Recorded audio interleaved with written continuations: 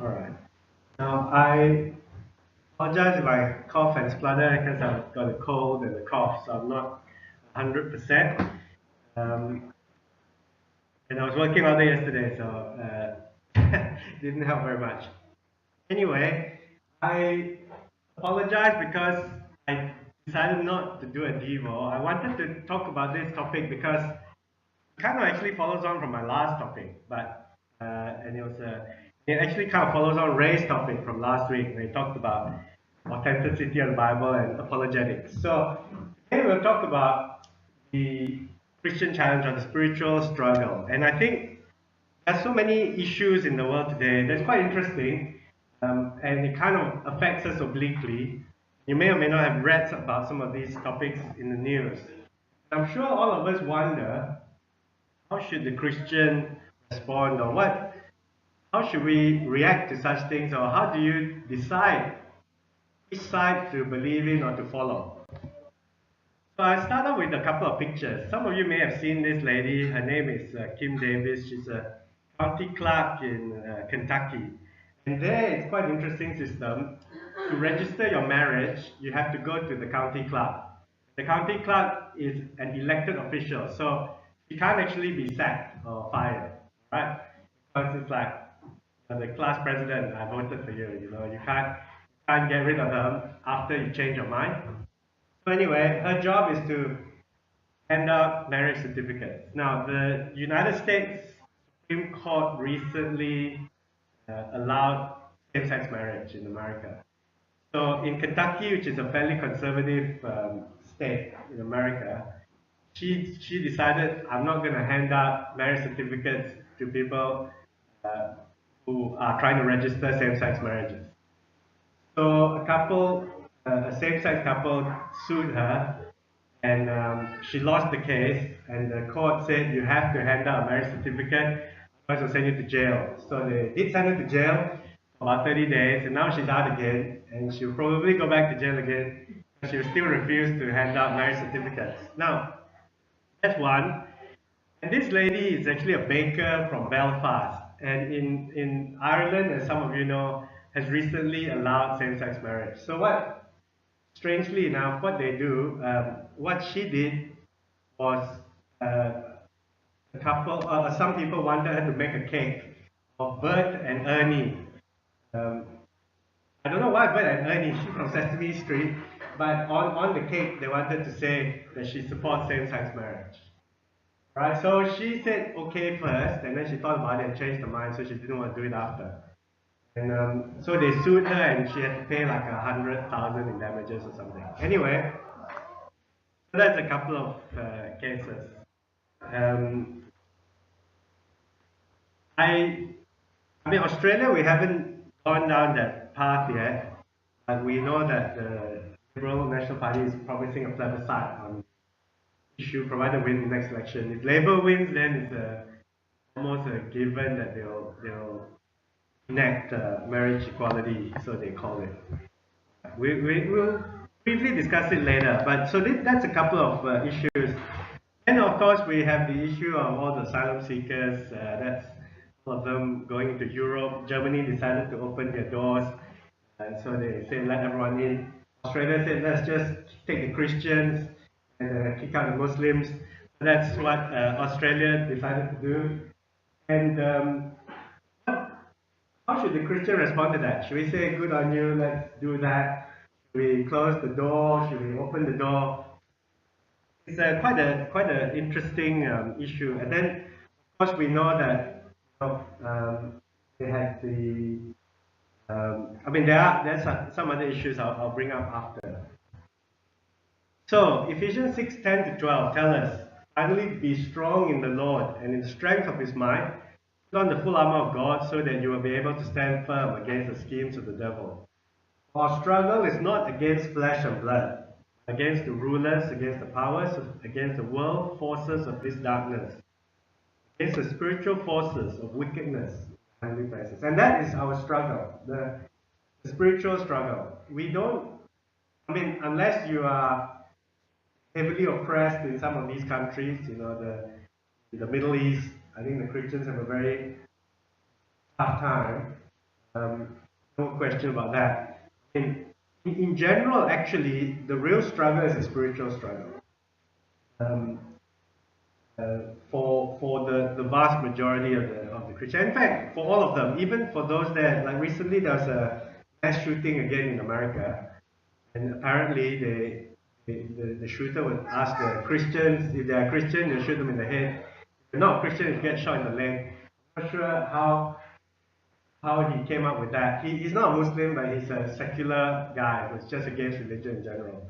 This is just a couple of days ago. So clearly, there is something. I think it's actually a lot of it's media related, but clearly there is a lot of challenges that face us every day. If you actually are interested in what happens in the world around you, not just in your own little, in your own life, then you can clearly see that there are many competing forces, and ultimately it will affect you. I mean, you're not, we don't live in an isolated island, although kind of isolated in Australia, but not fully isolated of ourselves. And we will realize that you live in a world that increasingly has lost its bearings because the world has become ever more secular. And in that sense, ever more self-reliant, so to speak. Like in the sense that you don't need God, you don't need anyone to tell you what to do.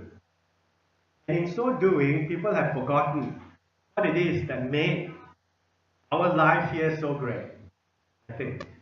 If you think about it, the basis of Western society is biblical teaching. So it's the idea that there is a right and wrong, the idea that we are created free with ability to choose and things like that. That's a very biblical or scriptural foundation for most of our laws and tenets. And I am concerned because in this world where people all, everything you read in the internet and things you see are also one-sided and opinionated. People don't actually know what to believe in anymore. And they cannot separate the message from the messenger. So, for example, depending on what newspaper you read, you'll have a very different opinion as to the story behind King Davis or the story of Barack Obama or anyone else. Because the way it's reported it's become so opinionated. I'm sure William will tell you that when he talks about international politics, the makeup of the professors in the university affects what is taught to the students. And likewise, the view of the world regards to Christianity affects how we believe and what we do here. And you can clearly see that there is a lot of pressure and influence on Christians to change their view or to modify their view to fit what the rest of society thinks.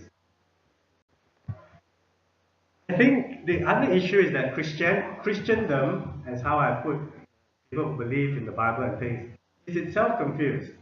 You get mixed messages all the time because they don't actually know you don't know where they come from. And they often they don't have a coherent message as to what Christianity actually teaches or believes in. You have the news reporting on the Pope says this or what, you got the Anglican bishop or whatever says that, but they are not representative of what the Bible is teaching. And yet people think that that is what Christianity is teaching, and that adds to the confusion because if Christianity itself doesn't have a coherent message, how will the normal rank and file people actually know what is going on? The problem being that most people who say they're Christians don't actually believe in the Bible, firstly. And secondly, they don't even actually understand or take the time or trouble to study it. And that is the problem, like what Ray was talking about last week, being confident that the Bible is the Word of God. So 2 Timothy 2:15, be diligent to present yourself approved to God, the workman who does not need to be ashamed, accurately handling the word of truth. So the core issue is that there has been a loss of God's authority. With the rise of social media, and this lesson will go onto social media, except it won't go viral and nobody will look at it, but that's alright. We will all click click ourselves. We'll have some bot clicking, and then when it hits 1 million, then suddenly you'll go viral. There you go. So we need to. Apparently, you can do that. You can buy some bots and buy some views, buy some likes, like 5 cents a like or something, and then suddenly everybody will like it. So you know how dodgy that is. Like that's how it is. The thing is, everyone has an opinion. Like I have an opinion, you have one. How do I know my opinion is worth more than yours or whatever? And that is the problem. People are confused. Secondly, people don't like to be told what's right or wrong. They don't like to be told what to believe in. And the people who told Kim Dae, when you think about it, why would you want a baker who doesn't want to bake your cake to bake your cake for you? No, it actually doesn't make any sense from both sides of the cake. The baker was, if you look at it, silly in that if she didn't want to bake the cake, she shouldn't have said yes, then change her mind after. Like, fair enough, you don't want to bake that cake. No one actually says that, like, I hire a plumber to come to my house. If he looked at my house and said, oh, I don't want to do this job, you can't say, no, you have to do that job. It doesn't make sense, right? But that's what they did to the baker. I mean, so the baker said, I'm going to do it, but then she changed her mind and said, not doing it. The problem is she took their money first, already. And then I think she gave it back to them after, but it got ugly that way. So, I mean, there are other logistics. I mean, both sides, I think, didn't handle it quite well. I think the other side was looking for trouble. They wanted to make a case out of this. So, in the Kim Davis case, you could argue that whether they could go to another county, they knew would sign it. You could argue that they were out looking for trouble as well. They just wanted to make a case out of her. So it's actually quite a tragic situation that all happened. The bottom line is most people don't want to believe that there is a God and that there is a plan for their lives. And now everyone can cast stones anonymously. Everyone says like or dislike. When Kim Davis said she didn't want to do it, then this group says, oh, she's terrible, she's a bigot and discrimination. All these Christian fundamentalists are just crazy and hopeless. And the other side will say, oh, you guys are just troublemakers. Not, it's pointless, isn't it? Like the whole debate is destroyed. People can't sit down and talk rationally and debate issues. I know Andy always says that he didn't like debates, between, let's say, within the church even. But actually, I reckon a group that allows open discussion is actually the right track. If you shout someone down and don't even let them express their opinion, that's even worse, isn't it? Because you never actually know if there's any merit to their view. I'm more happy to actually discuss, or say, if people who support marriage equality can actually show me, the Bible says God wants Adam and Steve to get married, then by all means, show me that. And if it is true that way, then convince me from the scriptures that that's the case. And you see, they don't want to argue like that. They would just want to argue and say you're racist or sexist or whatever, which is the wrong way, and that's not how Western society has been developed. And that's the real tragedy.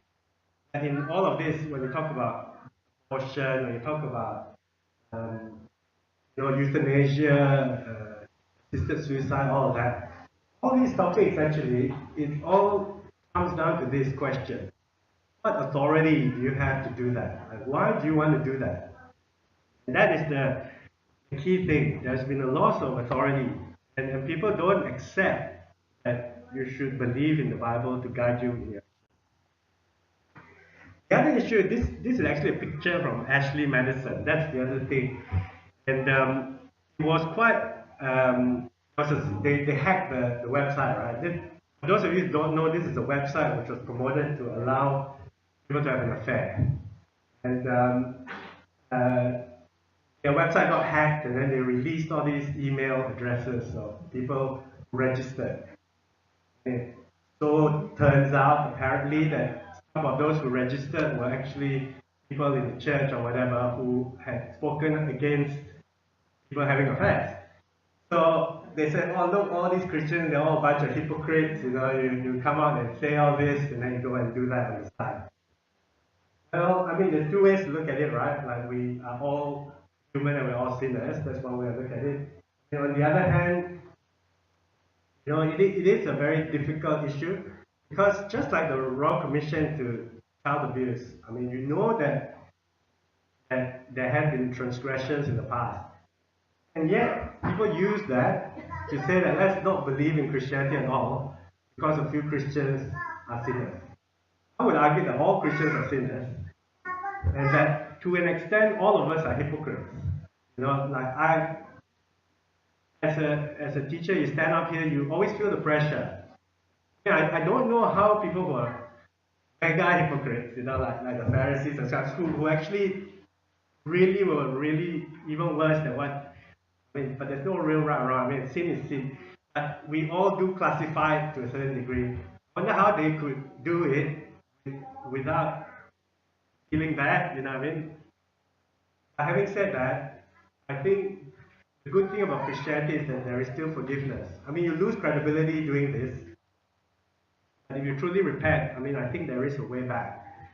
So having said that, what happens when people hear about all this is that they throw the baby out of the bathwater and they say all Christians are hypocrites. You should not believe anything they say because they're just all a bunch of adulterers and child sex offenders. Which is clearly ludicrous, isn't it? Like, it is clearly a crazy statement, but that's how the world acts in things. So, because the world has moved, we are so lucky. I mean, whenever we look around, we're all so lucky. We have houses and jobs and things. And when I go to work, people's expectations always go up and up. They always want their scan right now. They always want everything to be fixed immediately. And people have to get better straight away. When I started work like 15, 20 years ago, you wait 2 or 3 days for the blood test, and that's how long it took, and that's how it is. Like you took a picture of your camera, you waited a day or 2 days for them to develop the film, right? You couldn't make it instant, and now with the digital camera, you see it straight away, and that's how it is. There's been progressive improvement, and I think that we live in a world that is increasingly unrealistic, and they do not. Even Christianity, I think, is under this threat. Even the Christians, we have an unrealistic expectation of what churches should be and of what they're supposed to do for you. And I hope that eventually we can get over it and continue to work on what the church does best, forming relationships and helping one another and things like that. Because you can't expect the church to do like it's not like it's not like magic, right? Like it takes hard work, and so I think we need to temper our expectations somewhat. I've been very encouraged by seeing all the youth, all the youth activities. That's terrific. I hope it keeps going. Then if it stops, that doesn't mean we get discouraged or give up. That's all I'm saying. Just keep going at it, but don't expect it to always get better and better. Every event has to be more successful than the next. So much pressure on Stephen on the next event, but there you go. No, but all I'm saying is this: just be happy where you are. That's what I'm saying. I think enjoy the moment, and don't have to do. I mean, you don't have to be too fancy. That's all I'm saying. So the Christian response, I think the temptation for us is to follow the majority. Now, most of you probably may or may not have heard of the Kim Davis story or the shooting in America or those asylum seekers in Germany. And you may not have thought about it, like what does the Christian, what are we supposed to, how do you approach that topic? You may think that, it's easy to just adopt a viewpoint from here or there.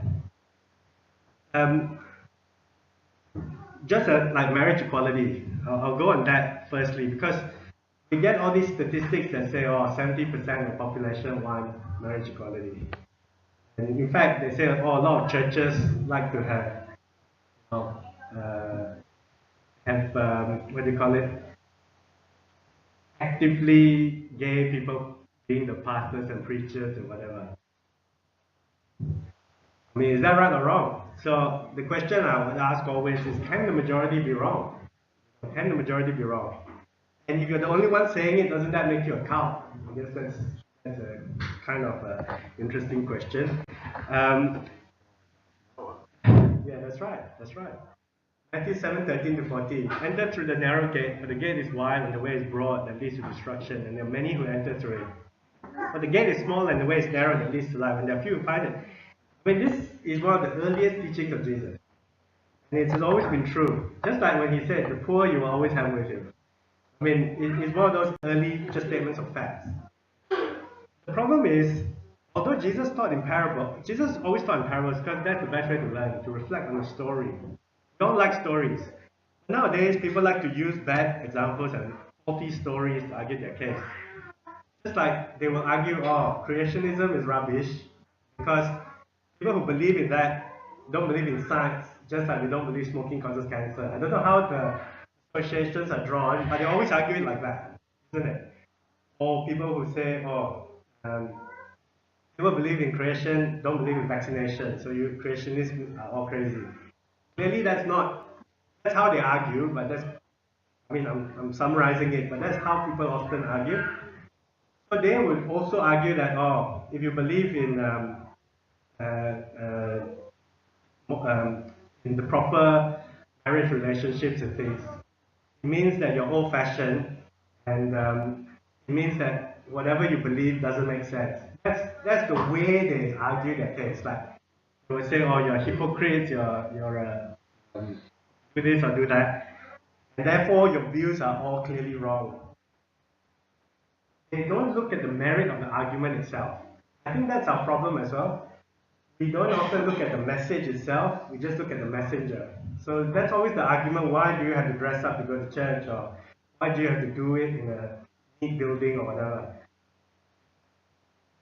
Sometimes most 99% of us are not objective enough to just look at the message without looking at the messenger. And that's tragically the case, but that's how you have to be to live in this world. But we fight against it every day. You always try and take the messenger not completely out of picture, but understand the message, what he's trying to say, and weigh up the merits of that argument. Over time, though, if people keep putting you down, in the end, you will be demoralized. You will have an insidious effect. So don't be swayed by faulty logic. That's what I can say to a Christian. Romans 12:1-2. Therefore, I urge you, brethren, by the mercies of God, to present your bodies a living and holy sacrifice, acceptable to God, which is your spiritual service of worship. And do not be conformed to this world, but be transformed by the renewing of your mind, so that you may prove what the will of God is, that which is good, acceptable, and perfect. That's our challenge. Learn and grow. For through the grace given to me, I say to everyone among you, not to think more highly of himself than he ought to think so as to have sound judgment, as God has allotted to each a measure of faith. So don't think. I always keep in mind that I can always be wrong. I always have an open mind because I'm always learning new things all the time as well. And sometimes people can point out things. You can learn new things, and you always do that. Or just as we have many members in one body, and all of the members do not have the same functions, so we who are many are one body in Christ, individually members one of another.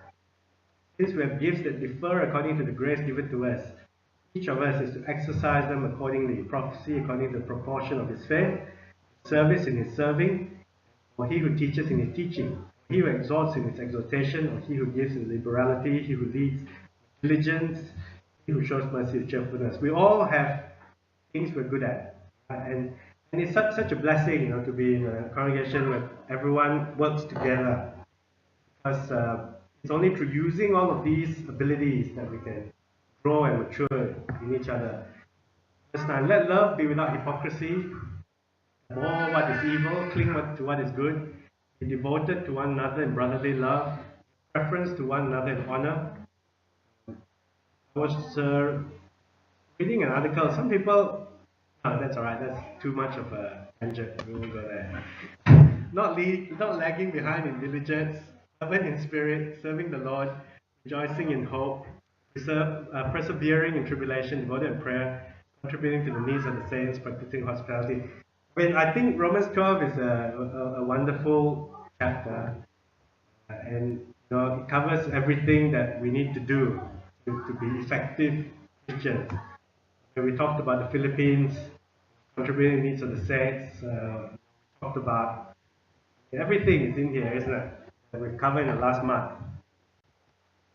So it is crucial for the Christian to understand our role, to know about God and His teachings. I mean, people often use the word doctrine in a bad way. I think doctrine is a way of thinking. If you don't have a good way of thinking, you'll be lost in a sea of confusion. Likewise, in James, it says you'll be tossed to and fro. Matthew 5:21 and 26 talks about the heart and the mind, the importance of getting the heart and mind right.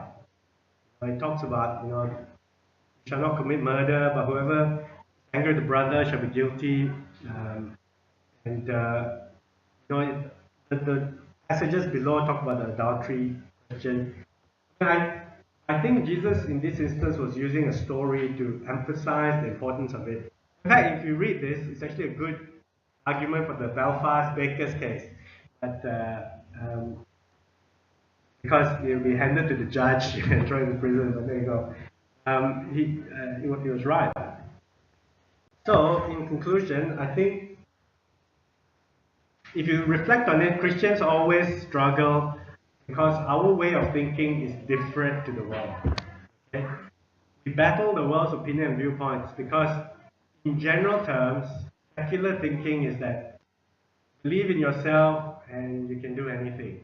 Right? That's how the world teaches us to think. That you are your own master of your destiny. As the Christian's viewpoint is that we can only achieve anything through the will of God. I think that is a fundamental difference, and it is that thinking that leads you to consider, at the end of your life, you want to kill yourself, euthanasia, because you are not answerable to God, you're answerable to yourself. And in the Netherlands, people die at 23 because they euthanize themselves. I mean, it's just crazy. Anyway, that's another topic again. If you look at like marriage equality, I was telling Andy, since they legalized it, there have been like 50,000 normal marriages, 150 or 200 same-sex marriages. It's such a big issue over such a small thing. Insane. And I don't even know why they bother, because it's not actually, it's a Trojan horse, really. It's not actually changing anything. Anyway, that's a slightly different topic. So we do need wisdom to deal with situations, to give a good answer for the reason of the hope that lies within you. So we all obey God rather than man, but we still have a choice how we carry out that command. Like when this lady, this clerk said, I'd rather go to jail than do that. And some people would applaud that, but others could see that that one is actually a tough one. Because what should the Christian do? Should they resign from their position? Because that's always still the option. Knowing that you cannot carry out the functions of that office. Or should you put up dogged resistance and dig in your trenches? She's chosen that path, and then they all go and dig into her past. She's married 3 times and had like 5 children or whatever. And they love doing that. There's always character assassination next. Or should you just have faith in God and let it go? I don't know. That's something you have to debate, because that one is your own choice. If you were in that situation, I mean, like Andy, when he went to the army, you could choose not to go and fight on the front line. I mean, in general terms, if you think it's going to be a situation where you cannot function, you probably shouldn't be in that situation. It's just like if I was going to become an obstetrician, I could choose not to do abortions, for example. And I can send them on to someone who will. And that's always that option. So there are actually various things that you can do which you can reduce the amount of psychological conflict that you're under. But it is a tough one. Right? That's why it's a spiritual struggle. That's why it's a war, it's a race. It's not meant to be 100% easy. You can finish it, but it's not a walk in the park, you know. Okay. So I think this struggle will always happen with us. And I enjoy that challenge because if you didn't have that challenge, it would be too easy. If you didn't have to go into the pits of despair, then you couldn't enjoy coming out of it. Just like when you're baptized, you sink in there and then you come out happy. That's how it is, right? You have to have darkness to have light, and it's a duality thing. So till we reach the end, and I hope this lesson has encouraged us to think about these topics. If you have any questions, ask Andy. No. I'm always actually happy to talk about these things because it's quite fascinating to me, and I do enjoy it. Thank you for your attention. I'll pass the time back to Stephen.